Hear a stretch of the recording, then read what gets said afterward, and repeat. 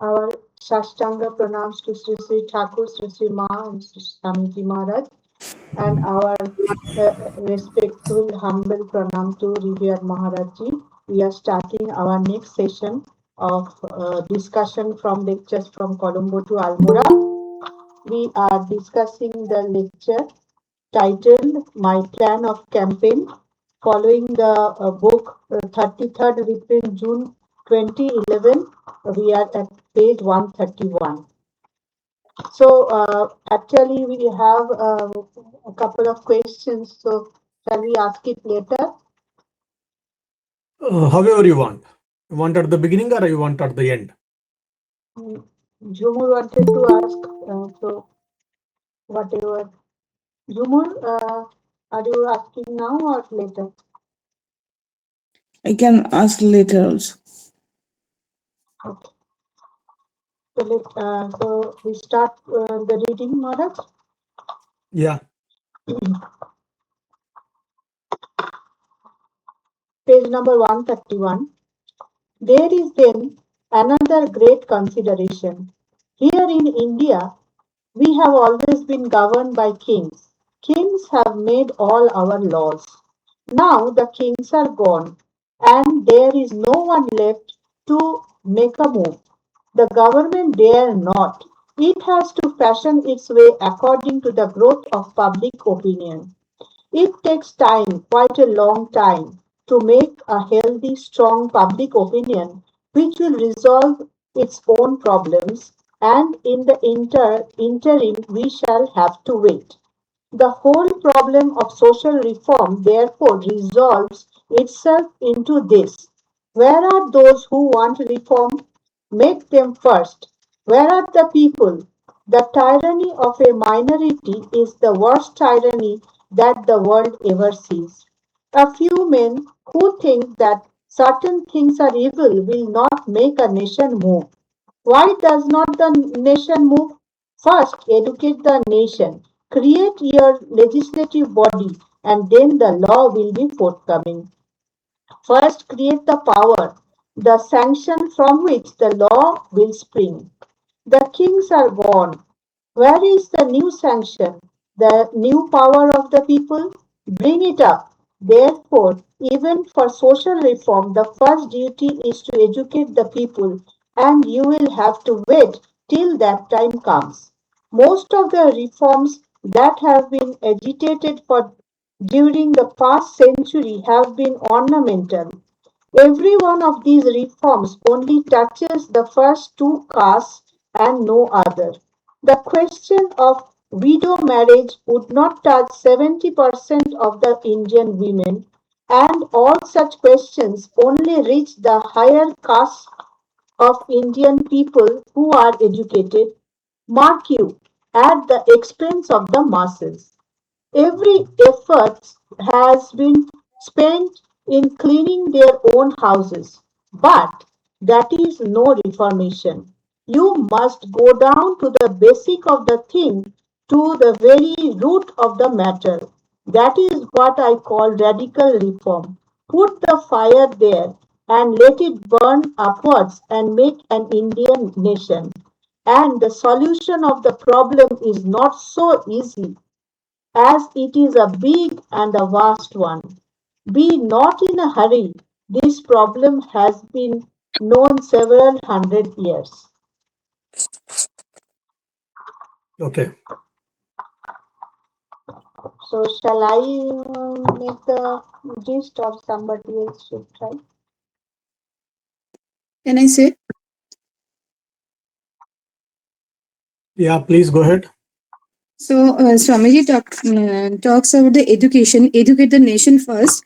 And one more thing, he says that past reforms were for the cream of the societies, but this time education should be for the common man. Yeah, you are right. So, if you remember the last class, it is quite interesting actually. Swamiji makes quite interesting comments, which is very important for all of us to think and work in our day-to-day life regarding the evil in the society. There are some problems, there are some issues, there are some, oh, my son is not right, my daughter is not right, my husband is not right, my wife should become better, my parents should become better. This is with family. And when it comes to society also, oh, my country is not right, my society is not right, or my caste people are not right. All these things we keep making the statements actually. Swamiji is giving a beautiful philosophical outlook at the very top level actually. What is that? Swamiji is telling the good and bad, good and evil are like two coins, of the same, two sides of the same coin. Good and bad are the two sides of the same coin. So that means what? If you want one side of the coin, the other side of the coin will be there. You cannot say only I need one side of the coin, other side of the coin I am not interested. You cannot say. You can get rid of the coin, but you cannot have only one side of the coin on the other side.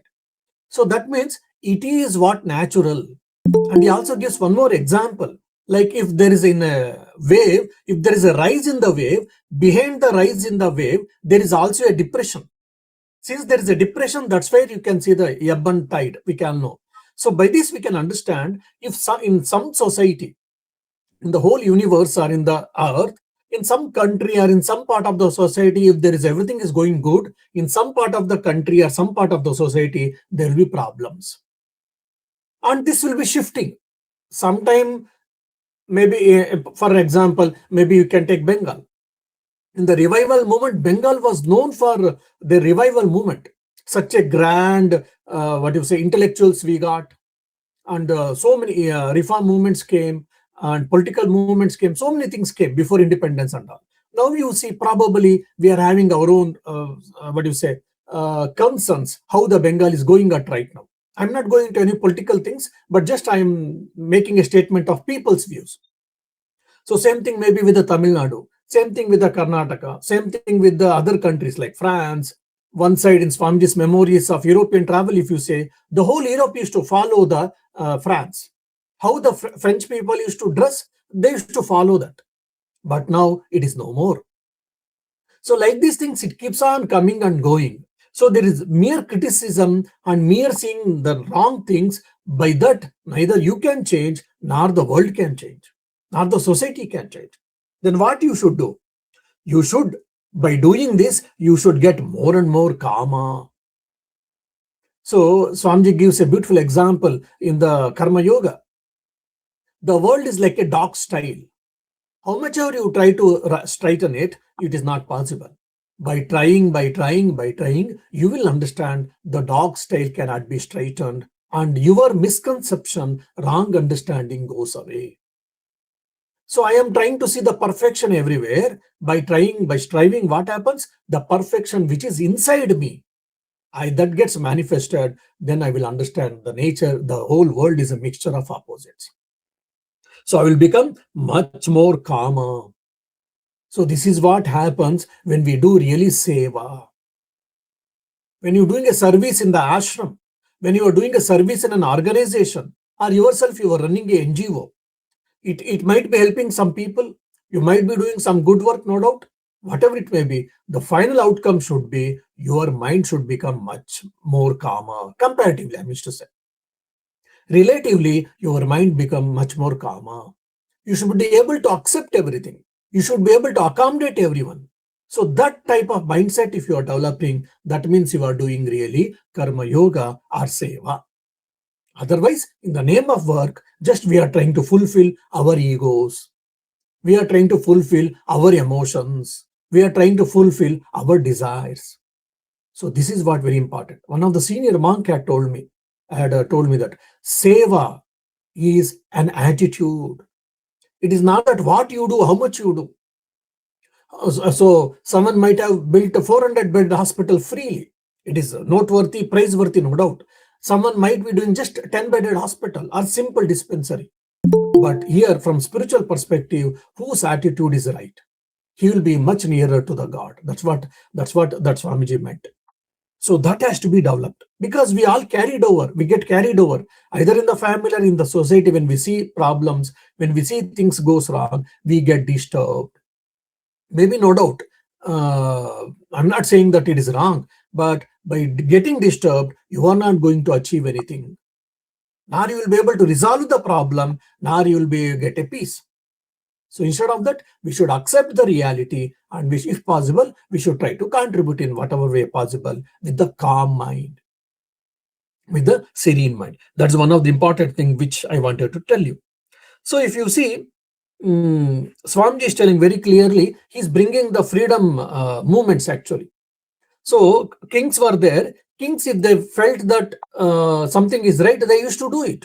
But now the kings in the British colonialism, because of some things, slowly kings are becoming less. The Britishers were ruling. Then slowly democracy or any other isms might come. Then what happens? Until otherwise public opinion gets created, the politicians or the leaders cannot take any decisions. They can't create any policies. So for that, one has to wait for the time, he's saying. And Swamiji is attacking the reform movements actually. Brahmo movement and so many reform movements. In the name of reform movements, they were trying to criticize the Indian wisdom. They were trying to criticize Indian scriptures, or our Rishis, Vedas, Upanishads, Ramayana, Mahabharata and all. And there were quite a good amount of elite group of people, which is called literature of shame. So they were highly discussing in vernacular languages, and they were criticizing the Indian wisdom. So according to one of the statistics, in 1870, there were 400 newspapers in vernacular languages, different Hindi, Kannada, English, Telugu, Tamil, Bengali, Gujarati, Orissa and all. And in them, if not all, quite a good amount of papers were pro-British or pro-Western thought, European thought, and they were unnecessarily criticizing Indian ways. This is what Swamiji is telling. Because 5 to 6% literacy rate was there in those times, and they were trying to decide what India should be there. That is what the problem is. So Swamiji says growth should come from within, not from a blow from without. He should not. Means basically he's telling we should have a positive reforming. So stop condemning just for your ego sake, for your to show your intelligence or for to getting power and position or whatever. Rather, you be positive in your reform movement. That is what Swamiji is telling about the reform movements. Yeah. And also he tells very clearly, as you told very beautifully, that we need education. So first and foremost, you try to provide education. Through education, what happens? If you give, for an example, if someone is not having a food and cloth, you give. If you give a food, for that day it is enough. If you give a cloth, for a month it may be enough. But if you give an education, you will make them self-sustenance. They can stand on their legs. So give the education, Swamiji is telling very clearly. When you give them education, when you educate them, they will be able to decide what is right for them. That's what we are supposed to do according to Swami Vivekananda. So Swami Vivekananda tells very beautifully, education is the panacea to the problems. That is very important. Why? He is using the word, or he is mentioning like ornamental reform, like a widow remarriage, abolition of sati system and all. So abolition of sati system, though Raja Ram Mohan Rai he did, we all appreciate, but he had his own wrong notions and his own selfish interest in there, because sati system was not at all prevalent in India actually. Here and there, 1 or 2 cases may be there. Of course, widow remarriage was interesting, no doubt, but already it was there in some other caste according to the statistics. So just because keeping some elite group or few caste problems, you cannot universalize it to the entire India. That is what Swamiji is telling. So put the fire at the root when he says that it should not be top down, it should be from bottom. Yeah, we can go for next part, I think. Today, it is the fashion to talk of Buddhism and Buddhistic agnosticism, especially in the South. Little do they dream that this degradation which is with us today has been left by Buddhism. This is the legacy which Buddhism has left to us. You read in books written by men who had never studied the rise and fall of Buddhism that the spread of Buddhism was owing to the wonderful ethics and the wonderful personality of Gautama Buddha. I have every respect and veneration for Lord Buddha, but mark my words, the spread of Buddhism was less owing to the doctrines and the personality of the great preacher than to the temples that were built, the idols that were erected, and the gorgeous ceremonials that were put before the nation. Thus, Buddhism progressed. The little fireplaces in the houses in which the people poured their libations were not strong enough to hold their own against these gorgeous temples and ceremonies, but later on the whole thing degenerated. It became a mass of corruption of which I cannot speak before this audience, but those who want to know about it may see a little of it in those big temples full of sculptures in southern India, and this is all the inheritance we have from Buddhists. Yes, enough. Yeah.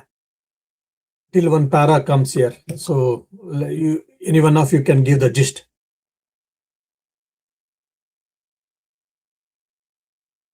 Anyone want to try?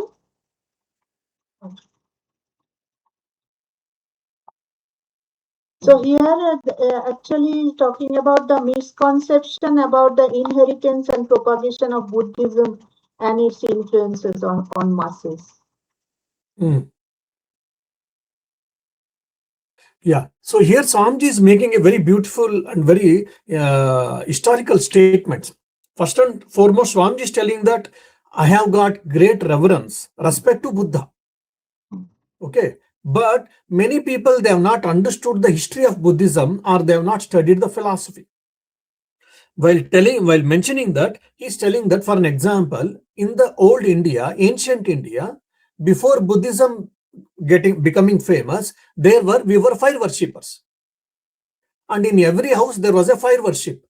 So every day, Agnihotra they used to do and all. So it was decentralized. It was simple, decentralized, and they used to worship the fire, and they had a particular way of worship.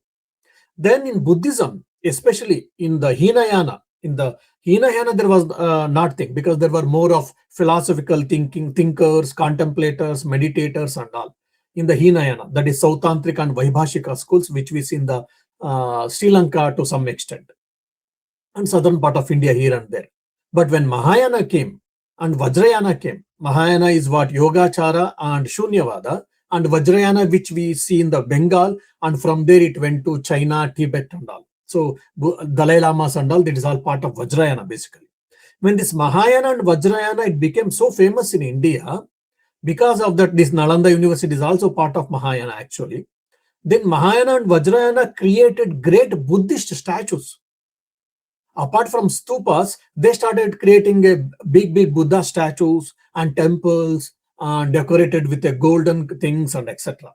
And with the rituals also, very deep. Though Buddha condemned, or Buddhist disciples, Buddhists condemned the Vedic rituals, they got their own very complex rituals in the Mahayana and Vajrayana.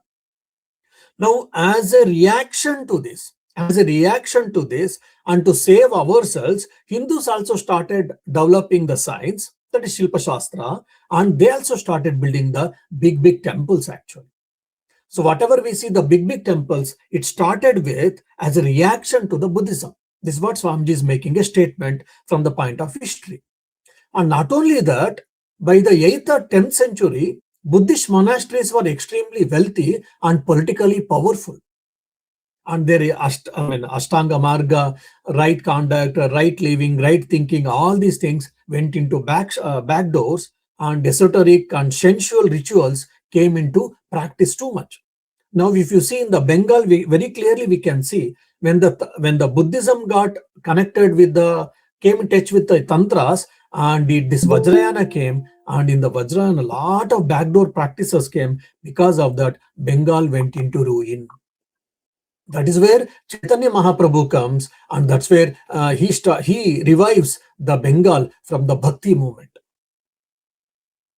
So the Vedic thing had been gone, and Buddhism had taken over, along with, apart from the Tantra, and both of them mixing lot of backdoor practices in the name of religion, sensual practices, all unethical practices had come, because that is the reason Buddhism got declined in India. That is one of the main reasons. So Swamiji is mentioning all these things. And also is making an interesting thing. Nowadays, Indians has become a fashion to say that India's core or India's philosophy is mainly with Buddhism or Buddha. Even if you see the history now today, they start teaching with Alexander's invasion and from the Ashoka. Before that, there was quite a good amount of history. And Ramayana, Mahabharata, they are the great historic books, great two history books. The ancient history books was being classified under mythology. It's all nonsense like that. And before that, there were so many great kings we had and great history we had. Everything was sent back. And Gupta period was a golden period. It has not been discussed again. Only some part of Ashoka time and Alexander came and all. Gupta, Ashoka, till Ashoka they discuss, and Ashoka accepted Buddhism and all. They speak of Kalinga War. Then afterwards, 7th, 8th century onwards, then Mughal history starts. Our real Indian history has not been given to us at all properly. And anything starts, everything they relate to Buddha or Buddhism. That is what has become a fashion today. Swamiji is making the statement. And today also we can see this to some extent. Yeah.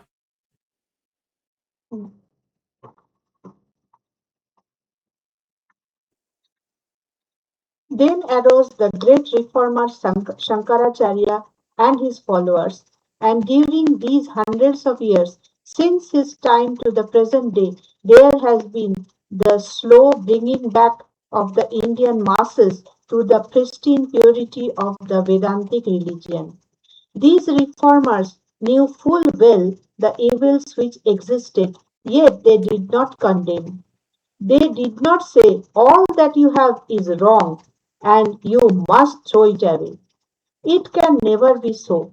Today I read that my friend Dr. Barrows says that in the 300 years, Christianity overthrew the Roman and Greek religious influences. That is not the word of a man who has seen Europe and Greece and Rome. The influence of Roman and Greek religion is all there, even in Protestant countries, only with changed names. Old gods rechristened in a new fashion. They changed their names, the goddesses become Marys, and the gods become saints, and the ceremonials become new, even the old title of Pontifex Maximus is there. So sudden changes cannot be, and Shankaracharya knew it, so did Ramanuja. The only way left to them was slowly to bring up to the highest ideal the existing religion. If they had sought to apply the other method, they would have been hypocrites, for the very fundamental doctrine of their religion is evolution, the soul going towards the highest goal through all these various stages and phases, which are therefore necessary and helpful. And who dares condemn them? Okay. So what is the gist here? So here actually there are 2-3 points as we have taken that Shankaracharya and other reformers gradually revived the Vedantic purity, and reforming is not condemning the existing system but gradually evolved to the highest ideal. Yes, very right. If you say that, okay, I am going to create a new system or a new religion, if you say, that is nonsense, bullshit. Because it is not possible. Any religion, any new system will be fundamentally based on the old system or old religion. And he gives the example of Dr. Barrows. Dr. Barrow made a mention that in 200 to 300 years in the Roman Greek, which is the ancient civilization for the Europeans, for the Westerners or the Europeans, they say in 200 to 300 years, just in 200 or 300 years, Christianity replaced them. That is what Barrow has mentioned. But Swamiji says, no, it is not right. Why?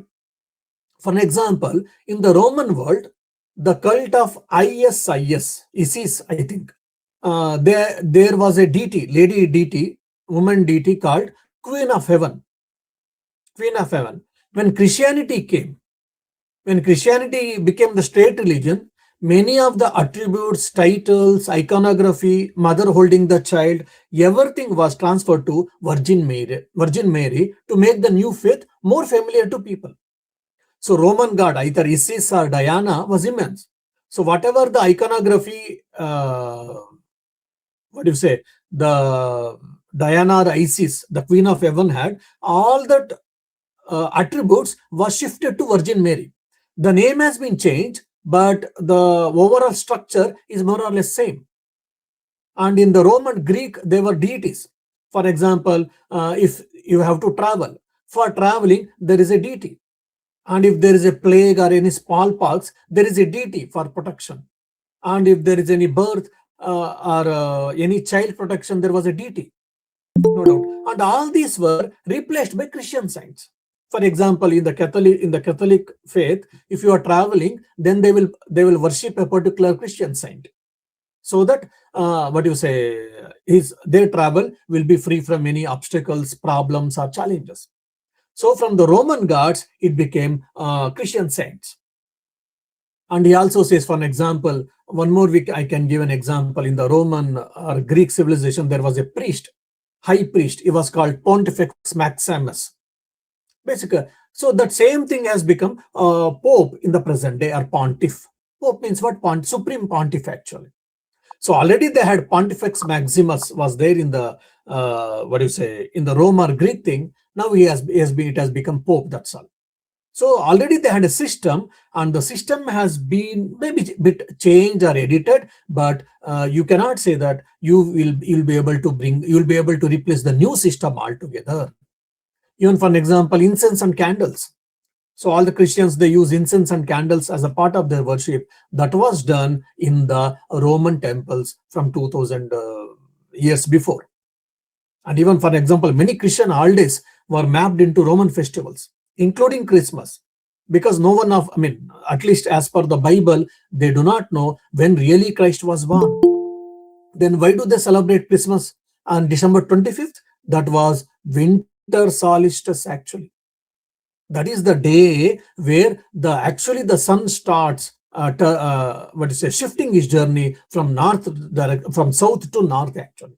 From every 60 to 70 years, it shifts one day. That's what our Makara Sankranti has been now celebrating. We are celebrating on 14th and 15th of January, 14th or 15th.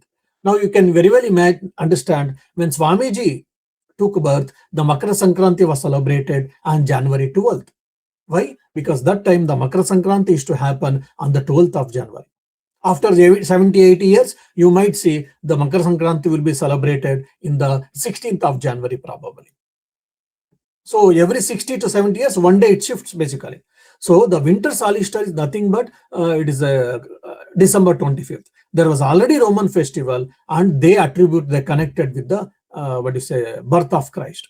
Even today, Roman Orthodox Christianity, they celebrate actually January 1st week, I think 7th or 8th or 5th maybe, as the birthday of Jesus Christ. Because always Westerners, they say that they have got a lot of historical sense. They're very accurate. Indians, they do not have historical sense. They do not know the birthday of their founders, whereas we know everything they claim. But if you see, they do not know the birthday of their own prophet, Christ. I'm not undermining anyone. I'm not criticizing anyone. So just I'm trying to state the facts based on Swamiji's ideas.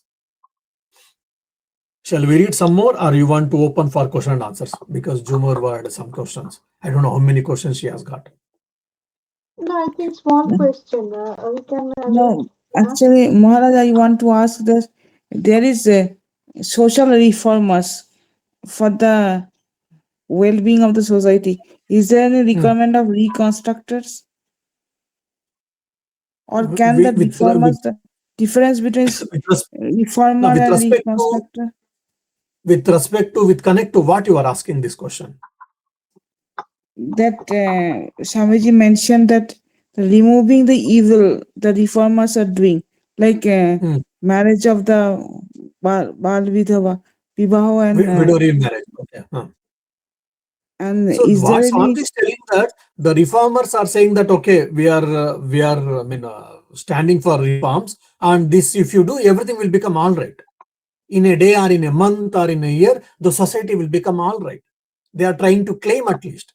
They might know, they might not know. They're claiming it, and Swami is saying that that doesn't happen. That just because you try to bring a new law, new rule, or a new movement, by that all of a sudden, in a day or two, or in a month or two, or in a year, all of a sudden the whole society will not get changed. It is a gradual process because the mind of the people has to change. The nature of the people have to change. So for that you have to be positive and you have to work, what you say, you have to work. Instead of that, just if you make at the surface level criticizing people or saying that you discard all your old systems and you try to follow the new systems, which I am advocating, if you think that is a nonsense, that is not possible, that is not practical. That's what Swamiji is trying to say. So now here, if you understand Colombo to Almora, you have to understand 2-3 things actually. One thing, first and more, I think in the initial days I have told you. One is I should know Indian history. So Swamiji, when he's speaking in 1890, 97, 98, what was the Indian movement? What was the Indian position then? What was the nature of the Indian state was happening? What were the things were happening in India? That we should keep it in a mind and we should read these lectures.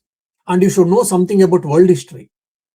And second, the third, you should know something about philosophy. Then you will be able to understand every para and every statement of Swamiji in a much more better way. Now, Swamiji, because in the 19th century, there were a lot of freedom movements. Once Brahma Samaj, Prarthana Samaj, Theological Society. There were n number of reform movements one side, and many of them were criticizing India, and many were criticizing Hinduism and our Vedas, Upanishads, and they want to just follow Western systems, if not all, quite a few. So they want to bring the Western thoughts or the simply without thinking properly, and they wanted to say whatever you are thinking or Indian thinking is everything is wrong, and whatever we get from the Britishers or the West, it is everything is right. I mean, extreme position. Some of them they had, not all. So that's what Swami is criticizing. So, for an example, he gives we can give an example. You might give a good soil and everything, but the plant, for an example, you sow a mango seed will grow by its nature. Because you put more fertilizers, it cannot grow fast. Or for an example, coconut tree. I don't know how many of you know coconut tree. Coconut tree is a very slow growth. In 5 years, probably you will be able to see 6 or 7 feet. That's all. That is the most I'm saying that. Because it is a slow growing. And if you see even sandalwood, because only it is available in southern part of India, majority. So sandalwood tree, if you say 20-30 years afterwards, you will get a small pulp actually. Because you give more fertilizers, you give good soil, or you give good sunlight, because of that sandalwood tree, it doesn't grow very fast. It doesn't change all of a sudden its nature. So you might give good things, but it has to assimilate and it has to grow. So we have to allow people to assimilate the good things. All of a sudden, in a fortnight, you can't expect people to change or expect society to change. That's what Swami is trying to understand. So the reform movement should be more deep in nature. It should not be superficial in nature. That's the one thing he wanted to make us understand, or the society. Then the second thing is, don't simply criticize India or Hinduism for criticizing sake. Yes, there are some problems, there are some evils, there are some mistakes in our society, in our religion. Let us try to understand, let us try to resolve it, never mind. But just for criticizing sake, or just to become famous, or just to get some favorism from the Britishers, don't criticize my religion and my country. So keeping all this in the mind, Swamiji is speaking.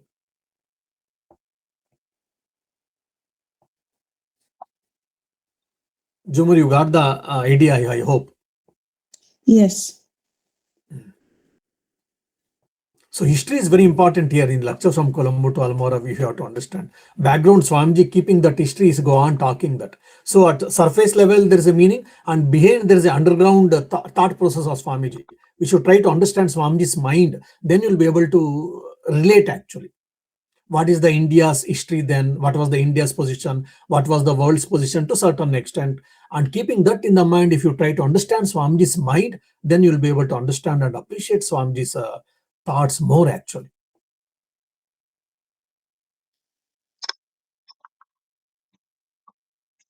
So we can read One more para you can read, yeah. It has become a trite saying that idolatry is wrong, and every man swallows it at the present time without questioning. I once thought so, and to pay the penalty of that, I had to learn my lesson sitting at the feet of a man who realized everything through idols. I allude to Ramakrishna Paramahamsa. If such Ramakrishna Paramahamsas are produced by idol worship, what will you have? The Reformer's Creed or any number of idols? I want an answer. Take 1,000 idols more if you can produce Ramakrishna Paramahamsas through idol worship, and may God speed you. Produce such noble natures by any means you can. Yet idolatry is condemned. Why? Nobody knows.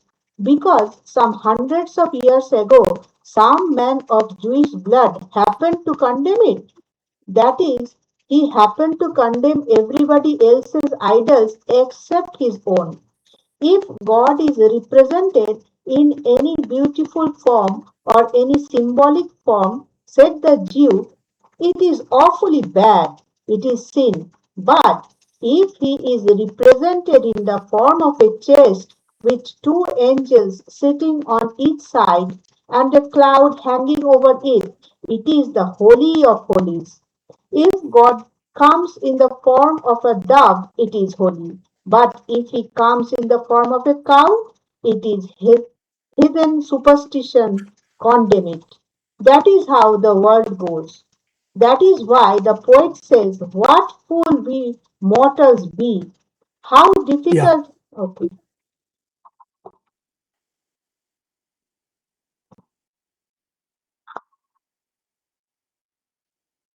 What did you understand? Here, actually, those who are uh, condemning the idolatry of Hindus, they themselves follow some icons and symbols. So there is a Mhm. hypocrisy in their uh, Mhm. speech. Mhm. Mhm. So that is one point. And second is Swamiji is talking about Sri Ramakrishna Paramahansa. He was the idol worshipper. So if he can realize the highest truth, then definitely that high idol worship must be encouraged. Mhm. Yeah. Any other? You see, now I can give you one or two examples why I was telling all that with my play. Now, Swamiji is telling first and foremost, people are condemning or criticizing the idolatry. Why? What is the problem in that? Why should be the problem? Even the people who are criticizing the idolatry, them in their own religion, they have got a different form of idolatry. He's making a statement, and afterwards he's giving a historical evidence actually. That's where I always say we should know other. I mean, if you have got more and more knowledge, you will be able to understand Swamiji's knowledge, understanding beautifully. For an example, now we say first and foremost, he's giving his own experience because he was part of Brahma Samaj. He also, though initially he was worshipping idols uh, in the house and all. He worshipped Shiva, he worshipped Rama and all. We know that. Whoever has read Swami Vivekananda's life. But during his college days, once he went into Brahma Samaj, then he also stopped worshipping idols. And even after coming to Sri Ramakrishna, he never used to go to Kali temple. And once he saw his friend Rakal. He was also a part of Brahma Samaj, member of Brahma Samaj. In spite of that, he was going and bowing down in front of Kali temple or Radha Kanta temple or Radha Krishna temple. He saw and he got furiated and he scolded Rakal. He's the next Brahmananji monastic brother disciple. You being a member of Brahma Samaj, you are not supposed to pay your respects to the idol. Why are you doing it? And then onwards, Rakal got a bit fear and he started avoiding. Then Sri Ramakrishna called him and said, if you don't want to pay your respects to the idol, don't worry. Don't do it. But what right you have got to say for others? Because he is feeling truth in that. Because even God can be there everywhere, why can't he be an idol?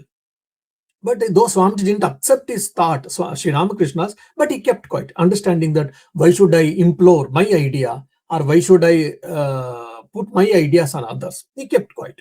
But after a long time, we all know that incident where he had a problem. Then he comes and requests Sri Ramakrishna, and Sri Ramakrishna asks him to go and to pray for mother. 3 times he went to ask for the wealth, but he couldn't ask. We all know that. Afterwards, he's changed. So that he says very clearly. I once thought so, and to pay the penalty of that, I had to learn my lesson sitting at the feet of a man who realized everything through idols. See, in this one sentence, Swamiji is giving his whole life 3 or 4 years of struggles. That's where if we understand, we will be able to enjoy it. All right. And he's also making statement, if Sri Ramakrishna Paramahamsa, who was an idol worshipper, Mother Kali, and if through idol worship, if one person can become like a Ramakrishna Paramahamsa or any spiritual luminary, why can't it be done? It should be accepted. Why should be rejected? He's telling that. Afterwards, he says, there are people who are condemning. For an example, hundreds of years ago, some man of Jewish blood happened to condemn it, is mentioning. So some man of Jewish blood, here he is mentioning of Moses actually. The Moses, he has given 10 commandments. In the 10 commandments, there is one commandment which rejects the idolatry. Because in those days, in their tribal regions, there were idol worshippers. So he wanted to criticize it. He has criticized it. So there he is criticizing, or rather Swamiji is mentioning about the Moses, which we can see in the 10 commandments. Okay. And also afterwards he is saying that, said the Jew awfully bad and all. He is saying actually, if you go, there is a called Ark of Convent. Ark of the Covenant, say for an example. That's in the Jewish, which has been like a box-like structure with the two, like a crescent moon embracing each other. That shape is there. Ark of the Covenant, if you search in the Google, you'll be able to see the image. That is very important for the Jews actually. And they used to worship, kept in the wooden storage chest, covered with the solid gold and all these things. And that was also taken away by the Romans in the war, and that's how Jews went against the Romans and other things. There's a quite history for that. So Swamiji is mentioning that. Now again, if you know all that history, when Swamiji may make a statement that even Jews are also awfully bad, it's a sin because they are also worshipping the idol form in a different, like Ark of a Covenant, where he is represented in the form of a chest with the 2 angels sitting on each side and a cloud hanging over. It is the Holy of Holies. So the Jews' age of covenant, Ark of Covenant, Swamiji is mentioning. And afterwards he is mentioning about the Christians. If God comes in the form of a dove, they have got a holy God, Son of God, Son of God and Spirit. God, one is that, and Son is what? Jesus, and Spirit is mentioned in the form of a dove actually. So you can worship the Spirit in the form of a dove, but when we say the God is appearing in the form of a cow, and you say it is a heathen superstition, and you condemn it, how ridiculous it is, how superficial it is, how wrong or there's a fallacy. There's a beautiful word fallacy called in philosophy. How fallacious your arguments are. Swamiji is saying. Then afterwards he's saying, that is what the poet says, what fools we mortals be. He's saying that now What Fools Mortals Be is actually, if you see, there is a Shakespeare. There is in the Shakespeare a Midsummer Night's Dream. So in that there is a mention of all these things. Now, when I tell all these things, some of your head goes above all these things.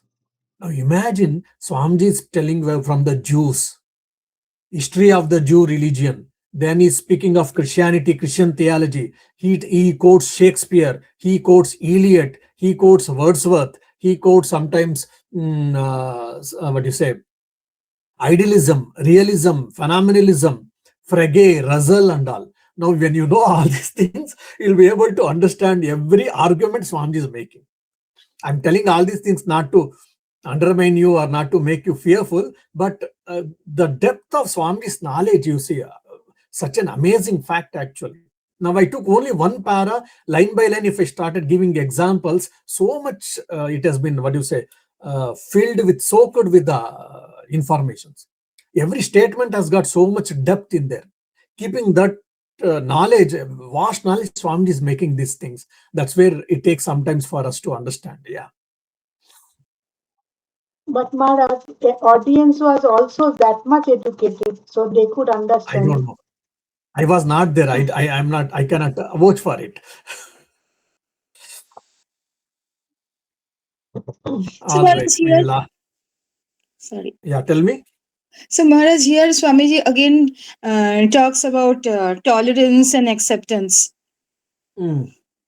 Yeah. You are right. More than that, he's telling that, come on, don't simply criticize my Hinduism, Hindu idolatry and other things, saying that it's all superstitious, heinous, cow worship is not good. You do cow worship, and if I do cow worship, you will say it is bad. That's what, don't tell me all these things. That's what Swamiji is saying. Let us be, objective, and let us be sincere. That's what Swamiji is telling.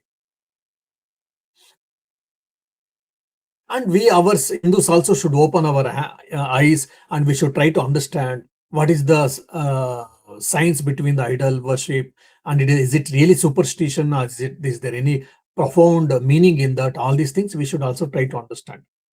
That's what Swamiji is trying to make us understand.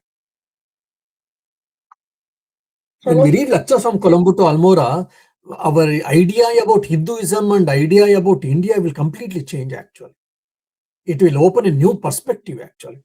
It is not because of fanaticism. It is because of the facts and the way analysis has been done.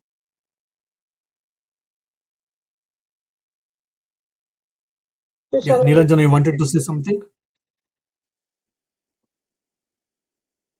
Okay, no. So shall I complete this paragraph then? You want to complete, or you want to go for question Q&A? Because just 10 more minutes is there, that's all. But this is only to... Okay, finish it up then. Okay.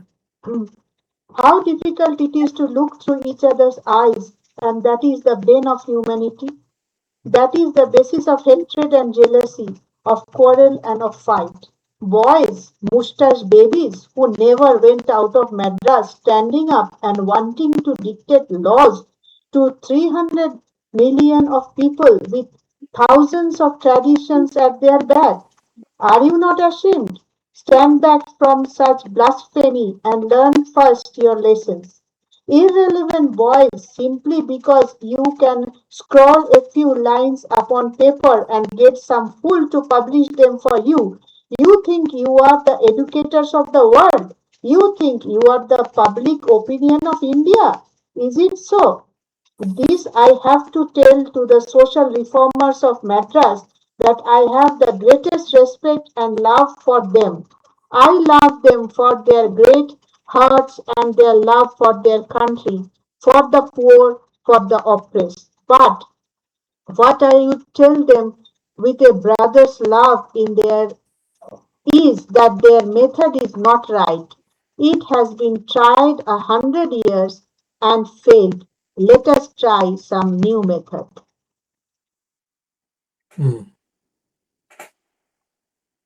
So here actually means that some short-sightedness of the or superiority complex of the Madrasi reformers. That is.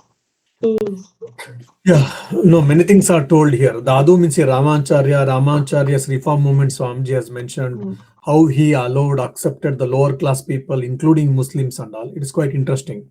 I think I have to tell a bit history that maybe I will try to take this in the next class. Yeah. so Maharaj, I have a different question actually. What is the difference between illusion and delusion?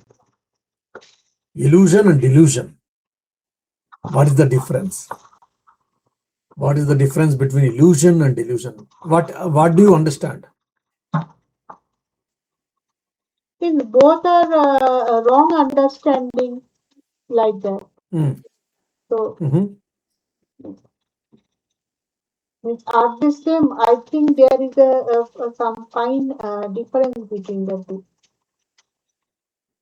So yeah, I mean, see, many times it is being used as a synonym, no doubt. So illusion and delusion, what is the mistake is illusion is a sensory mistake. For example, something exists in the world, but you perceive it as something else. Standard example, rope and snake. There is a rope, but you are, because of the dim light and some other reasons, you are perceiving the rope as a snake. That is what the illusion. But the delusion is what the mental fixation. The world is real. That is a delusion.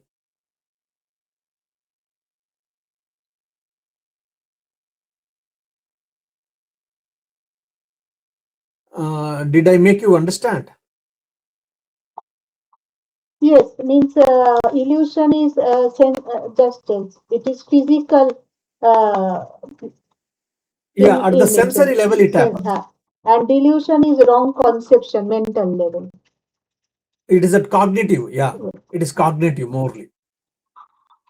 It is a wrong judgment, wrong understanding, illogical thinking.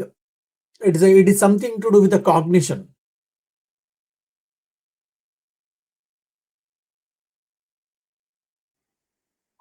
So that is what I wanted to. Now, the Maya comes under delusion. And ego part is also a delusion actually.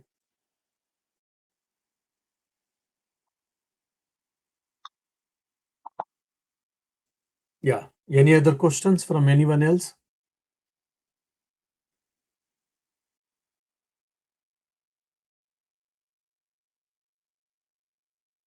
Imagine Swamiji's understanding, my goodness, when we read every lecture, such a deep and such a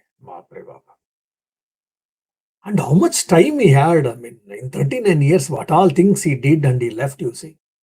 He's able to quote Jews, he is able to quote Christian things, and he's able to quote once, I mean, long time, maybe 10 years before.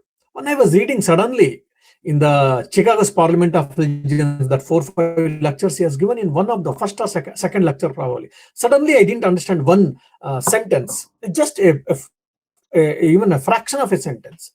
It was a bit poetic in that way, I felt it. Then I was trying to find out.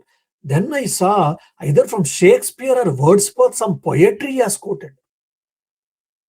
Remembering them is quite difficult, and in between the lecture is able to quote a phrase from the Shakespeare or a Wordsworth. Imagine what an amount of studies he has done, what an amount of memory, and my goodness. That's very quite interesting. Is it like his every lecture is like an encyclopedia actually? Like a powerhouse. All the lectures. One is powerhouse, the other is a storage. I mean, a powerhouse of ideas actually. Yes. Ideas. Even tomorrow, if I start speaking on the same thing, I will get different new ideas actually. It is not because of me, it is because of Swamiji's. Yeah, but nothing is mine.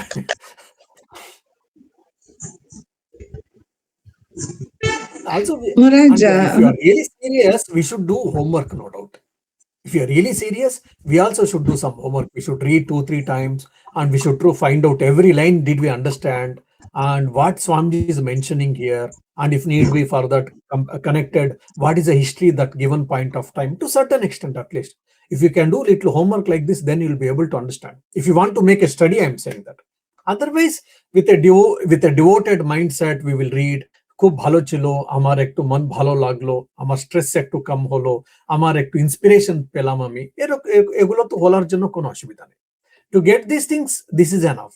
But if you want to really seriously understand Swamiji's ideas, and you want to go deep, and you want to, like we enjoy swimming, if you want to enjoy the swimming in Swamiji's thoughts and currents, then you have to do that homework. Maharaj, one more thing. Last class we read, Swamiji said that Madras were so supportive about some Swamiji's ideas. Then who were these boys Swamiji is mentioning? The people like Arsinga Perumal, I think Dr. Kiddy or Dr. Kitty, Dr. Kini, all these, he's mentioning the people who helped him actually. That's what you were saying, isn't it? No, Maharaj, these boys, no, you should be ashamed of the last lines we read. The reformers whom he is condemning. Who are these reformers? Oh, okay. Who are the reformers? Okay, let me see. Which para you were saying that? Page 136, Chandrani, you just said. That last part means in Bengal we have heard about that Brahma Samaj and all. Then in North we have the Prarthana Samaj, Arya Samaj, and then Theosophist and all. So in Madras, who are those reformers? Theosophical Society was quite strong in those days in Chennai, no doubt. That much I know, but I have to study, I have to see little. No, but I'm not able to find which para you are saying that. First, if you tell me, then I can. Swamiji said, are you not ashamed? Stand back from such blasphemy. And that 134 page. 134 page. Because I'm using complete work, so that might change. Just now what I have read, that part only. Before Ramanuja. Just now you read. And after that, Kandimati is having some questions. In complete works, it's 233 page number. 233? Yeah. Oh my God, we have not gone that far, my dear. In the volume 3 of the edition that I have.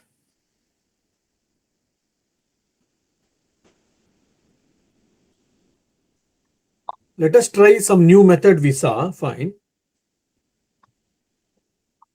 So just before that, Nanak, Chaitanya, Ramanuja, just before that. Ramakrishna Paramahansa, after that, the dove, that symbol, you are reading? What you mentioned that you will explain in the next class basically is what they're asking. Yeah, Maharaj, next class. Okay, Maharaj. Dadu, Dr. Barrows, okay, not that. No, like after idolatry, like the dove and this. After dove. You mentioned like after the dove concept, like he goes into saying like the boys with mustaches are trying to protest. So that is the part that they are mentioning. So which you said that you will come with some history for the next class. So yes, that I will come next class. Yes, you are right. Okay, Maharaj. Yeah, thank you. Okay. So Kandimati is having a question. It's not a question, Maharaj. It's just a small doubt. Ideal worship and ritual, finally, it leads to what Swamiji teaches us is to see the inner light within us, to see within us. So does other religions practice the same thing, like where we lead? We start with idol worship and we end with Aham Brahmasmi, like that. Or is it only in Hinduism it is taught like that? Yeah, that's quite interesting. If you see, before that, I want to go to the philosophy. Why do we need symbols actually? Idol worship is a symbol actually. Idol is a symbol actually. Because when we say God is omniscient, omnipresent, and omnipotent, is all powerful, is everywhere, etc., how much ever we say, this becomes abstract concepts for most of us. We cannot conceive the idea. And also, if you see the nature, the structure of our mind, the mind only can process the information with name and form actually. Oh, there is a thing, can you bring it? Say, for example, there are 10 things in the house, 10 things in the room. When I say, oh, there is a thing, can you go and bring it? You say, if I, Swami, what thing you are saying? Or just go and bring it. No, it doesn't make any sense. Go and bring means what should I bring? Oh, go and bring a thing. What does it? Go and bring an object. What does it mean? Oh, go and bring a pencil. Ah, that is clear now, Swami. Okay, now when the moment I say pencil, immediately I get a form actually. Now without name and form, my mind cannot process any information. So same thing, when we say God, God is a name, just it is only a name. So it is a one name, that's all. And then, okay, name, fine. When you say pencil, because you do not know what is pencil, you say, okay, Swami, there are so many objects in the room. Can you give me some description, how the pencil looks, so that I can bring? Then I will explain the pencil. Based on my explanation, you will be able to try to understand and try to get it. So similarly, even we call God is everywhere, etc. It doesn't have any form and all, even if you say. But still we need something. When you say, oh, Atman, you are that Atman or Brahman, you are just pure consciousness, pure awareness. It doesn't have any form, it doesn't have any color and all. When you try to conceive, invariably, if not all, most of you will develop that like a sky, blue sky, or like a light, like a thick patch of light, like a darkness. So we think like that. Why? Because our mind cannot conceive any knowledge without name and form. So that is what our strength and our limitation also. Our means our mind. So as a result, that the God has been given in the form of an idol, so that through that we can reach the God. Swami Vivekananda tells beautifully elsewhere that when I am worshipping the God in the metal or in the wood or in the clay, I am not worshipping the metal. That's what the Westerners or Christians, they attack on us. Oh, why do you metal worship? Why do you worship metal? Why do you worship clay? Why do you worship wood? Why do you worship trees? No, I am not worshipping tree. I am not worshipping wood. I am not worshipping metal or clay. I am worshipping the God through these forms. So that is clear, but unfortunately, we do not know all these things, or we do, if not all, quite a good amount of people, we don't think. And when they make a criticism on us, on our religion and our practices, many people get carried over. Yes, true. There is even today it is happening in so many places. If you come to our God only, you will get a heaven and other things. If you go to other God, you'll go to hell. That is there even today. So keeping that in the mind, Swamiji is telling. So through the form, we should go to formless. Through this bhakti and all, either experiencing the God or experiencing the self is what the ideal and the goal of our Hinduism and the Vedas or the Vedanta, no doubt. So at superficial level, they have understood little and they're mocking at this. That's what Swamiji is trying to tell. So please try to understand your own greatness and your own glory of your country and religion. Don't get carried over by this superficial criticisms. Can I add a metaphor that I heard regarding this? That I read, like it is like idolatry helps, especially in the lower form of worship. It's like explaining the blind what is the color red. How do you explain a blind person what is a color red? So you give another thing that he can relate to. For instance, a warmth for you could represent red. So you could say it's like warmth feeling. That's what the red color brings. So idolatry basically is trying to point to something higher through whatever form like that we know already. So and that was just a an analogy that I read somewhere, and I found it also very interesting way to look at it. Yeah, that is true. No, I think what she was asking is for other religion, aren't they also going to that formless ultimately? No, the thing is, Maharaj, in the end process of it, we are supposed to see or feel internally the power what we have in the end process. But is it in other religions? I don't see. They say they also have, like Jesus, they pray. But are they taught that you are supposed in every religion, some or other way it is there. In every religion, some or other way of idol worship is there. For example, in the Christianity, they worship the Jesus Christ form itself. And the idol is there, the symbol, even the cross is also a symbol. Mother Mary is there. And in the Islam, of course, the idol worship they don't have, but except the Kaaba. Okay, I mean, they turn towards Kaaba and they try to, do the prayers, no doubt. In that form, I mean, Christianity is God, but Islam is very much minimal in that way.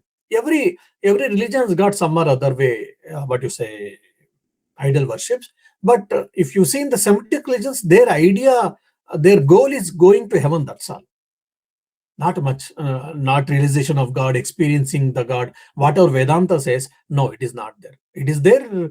The ultimate goal of Islam and Christianity is what? Going to heaven. That's all. Strictly speaking, I'm saying. Thank you very much, Maharaj. This is the part. This is the part I was asking. The ultimate and the end result is what? Like for us to experience internally, for them is going to hell or heaven. Yeah. Thank you, Maharaj. Yeah. So I think nobody else is having any other questions. So our next class will be 25th of March, but that day we will be having our special lecture, right, Maharaj? Yes, one of the brothers, maybe Lakshmana or Bharata, I will take, or Sita, let me see. Either of them I will try to take and discuss. Okay. So what will be the title of the topic? Yeah, let me think. Let me think and tell you. Yeah. Okay. Thank you, Maharaj. All right. Maharaj. Maharaj, my humble pranams to you. Thank you, Maharaj. Pranams, Maharaj. Swamiji. Thank you.